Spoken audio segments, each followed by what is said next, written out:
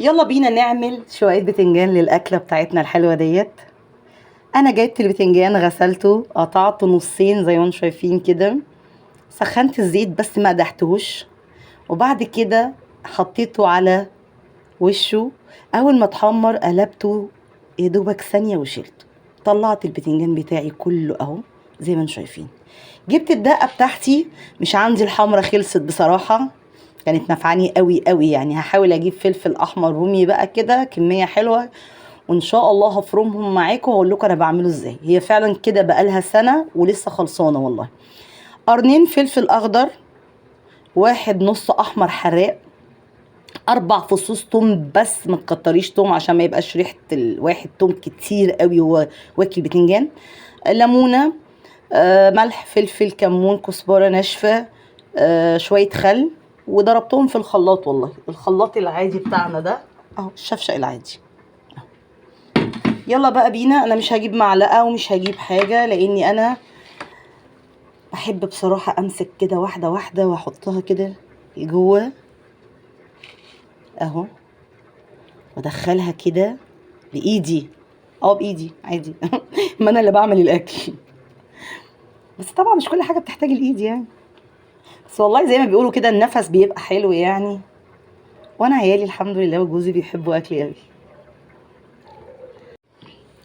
نكمل عشان برضو ما اطولش عليكم اهو، كله بيتحط فوق بعضه اهو عشان اتاكد ان انا جبت كل البتنجان اللي انا عاملاه. بصوا حطاه ازاي رقات رقات اهو.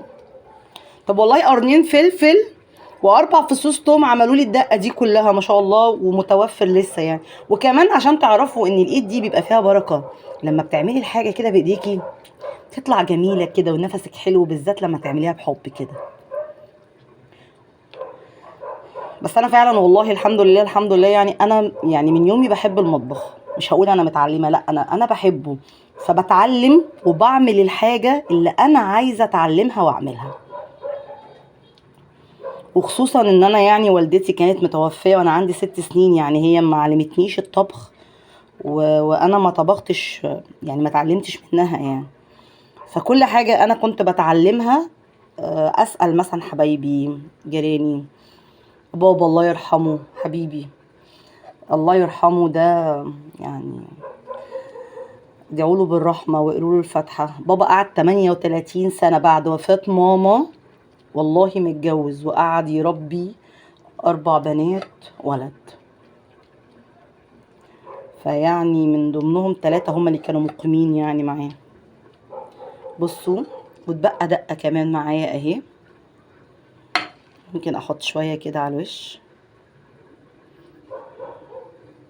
او كنت ممكن اخلي بيهم طماطم، انا بحب الطماطم قوي يعني، بس مش عايزين نكتر قوي يعني. ادي الطبق البتنجان بتاعنا بيتكلم عن نفسه بالله عليكم تدعوا البابا بالرحمه وتقروا له الفاتحه، ربنا يرحمه ويغفر له. يلا نكمل اكلتنا.